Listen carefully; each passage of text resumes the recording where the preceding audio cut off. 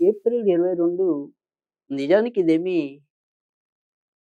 పూజా పునస్కారాలకు సంబంధించిన రోజైతే కాదు. మరి ఎందుకు 22 అంటే గనక నిజంగా చెప్పాలంటే మనందరికీ కూడా ఎంతో కొంత సామాజిక బాధ్యత అనేది కూడా ఉంటుంది. కొన్ని కొన్ని సందర్భాల్లో ఆ సామాజికం బాధ్యత, సామాజిక శ్రేయస్సు వీటన్నిటిని కూడా మనం కొంత దృష్టిలో పెట్టుకొని అప్పుడప్పుడు ప్రతి వేళ మనం ఇలా ఏదైనా సరే ఒక ఏకాదశనో లేదా ఇతరత్ర పర్వదినమనో ఇలా పర్వదినాలనో కాకుండా అప్పుడప్పుడు కొద్దిగా మనం ఈ యొక్క సామాజిక స్పృహలోకి కూడా రావాలి అనేది నా యొక్క మనోసంకల్పం. ఎందుకంటే గనక మీరు, నేను ఇలా ఎంతోమంది కలిస్తేనే ఒక సమాజం అవుతుంది. మరి మీరు బావుండాలి, నేను బావుండాలి, అందరూ బావుండాలి. అప్పుడే సమాజం కూడా బావున్నట్టు లెక్క. మరి ఆ సమాజాన్ని బావుండటము అంటే గనక ఖచ్చితంగా భూదేవి బావుండాలి. భూదేవి ఇప్పటికే బోలెడంత సహనంతో మనం ఎన్ని రకాల తప్పులు చేసినా కూడా ఆవిడ భరిస్తూ వస్తోంది. అలాంటిది మరి ఆవిడ కోసం మనం ఏదో ఒకటి చెయ్యాలిగా. ఈ ఏప్రిల్ 22 అనేది మరి ధరిత్రి దినోత్సవంగా యూనివర్సల్‌గా చాలామంది మరి ఈ రోజుని నిర్వహించడం అనేది వృక్షో రక్షతి రక్షితః అన్నారు. కనుక ఎవరైనా సరే ఈరోజు మరి ఉన్నంతలో ఎవరైనా సరే ఒక కొత్త చెట్టుని నాటటం అనేది, తర్వాత ఇంట్లో ఉన్న ఏదైనా సరే ఈ చెట్లని పరిరక్షించటం అనేది, ఈ గార్డెనింగ్ అనేది అంటే తోట పెంపకం అనేది. అంటే ఇలాంటివి ఏవైనా సరే ఈరోజు అంకురార్పణ చేయటం అనేది ఒకటి. అయితే ఎప్పుడైనా సరే ఇటు సామాజికాన్ని, ఆ సామాజిక తత్వానికి ఆధ్యాత్మిక పరిమళాన్ని అద్దటానికి కూడా ఈరోజు మనం తప్పకుండా వినియోగించుకోవచ్చు. ఎందుకంటే మీకు చాలామందికి తెలియని ఒక విషయం ఉంది.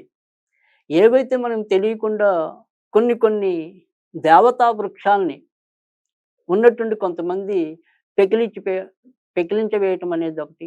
తర్వాత లేదా గొడ్డలతో నరకటం అనేదొకటి.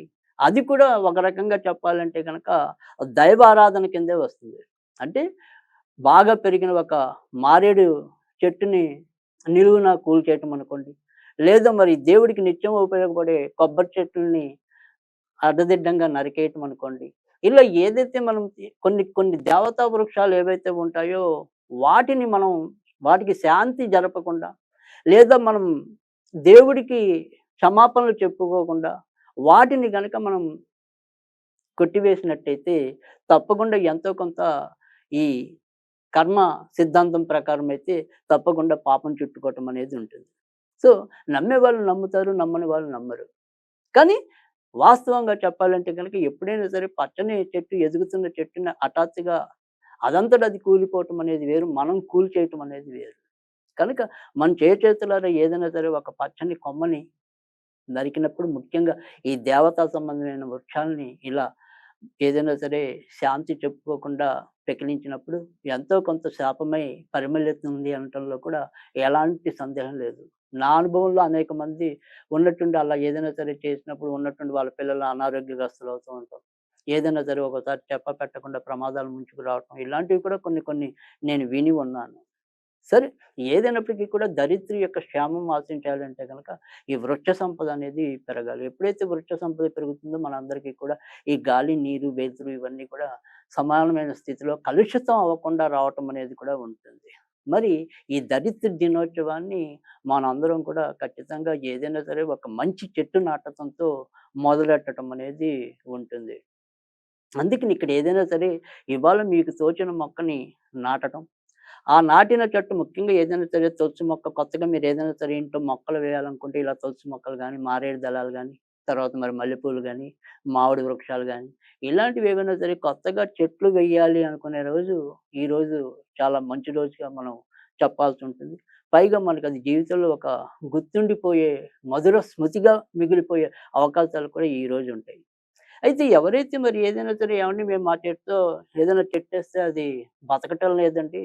చీటికి మాటికి అది నిద్రపోతోందండి, తలవాల్చేస్తోందండి. ఇలా అప్పుడప్పుడు మరి బాధపడే తరుణులు కూడా ఉన్నారు. కనుక ఏదైనా సరే ఈరోజు మీరు నాటిన చెట్టు బాగా ఎదగటం కోసం, మీరు ఆశించిన ఫలాలు దక్కటం కోసం ఈరోజు మీరేదైనా సరే ఒక వృక్షాన్ని గనక మీ చేత్తో నాటి, ఓం వృక్షరాజాయ విద్మహే మధుర ఫలాయ ధీమహి తన్నో వృక్షః ప్రచోదయాత్. ఓం వృక్షరాజాయ విద్మహే మధురఫలాయ ధీమహి తన్నో వృక్షః ప్రచోదయాత్. ఈ రకంగా మరి 27 తాళ్ళు అనుకుని మీ చేత్తో ఏదైనా సరే ఒక మొక్క నాటి, దాని దగ్గర కొద్దిగా పసుపు, కుంకుమ జల్లినట్టయితే తర్వాత మంచి ఫలితం రావటం అనేది కూడా ఉంటుంది.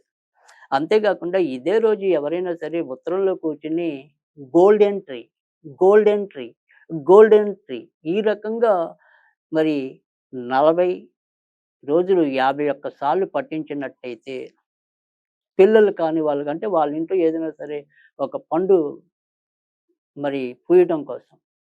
ఆ రకంగా కూడా అంటే ఏదైనా సరే ఎన్నాళ్ళ నుంచో ఎదురు చూస్తున్న కోరిక గనక ఫలించకపోతే గనక ఇప్పుడు నేను చెప్పింది ఏదైతే గోల్డెన్ టీ, గోల్డెన్ టీ అనేది ఏదైతే ఉంటుందో అంటే మనం పరీక్షలన్నీ రాస్తాం. ఎప్పుడు కూడా ఫలితం వచ్చేప్పటికి ఏదో రకమైన ఇబ్బంది ఎదురవుతూ ఉంటుంది.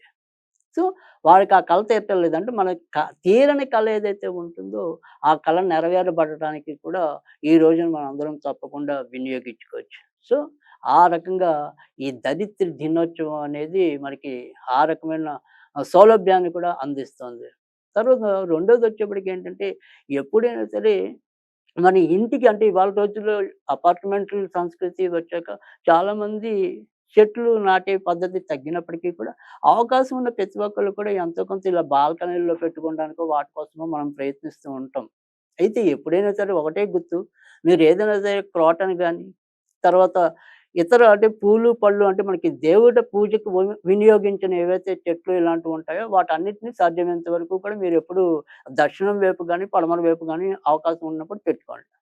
అలా గాకుండా మీకేదైనా సరే దేవత పూజ కోసం వినియోగించేవంటే ఏదైనా సరే పూల వృక్షాలనుకోండి, తర్వాత తులసి దళాలనుకోండి, మారేడు చెట్లనుకోండి, ఇలాంటివన్నీ కూడా సాధ్యమైనంత వరకు కూడా తూర్పు వైపు గాని, ఉత్తరం వైపు గాని పెట్టుకోండి.